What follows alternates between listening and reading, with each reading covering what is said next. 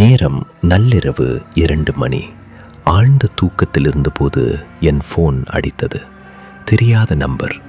எடுத்து பேசினேன். மறுமுனையில் ஒரே ஒரு மூச்சு காட்டு சத்தம் மட்டும் கேட்டது.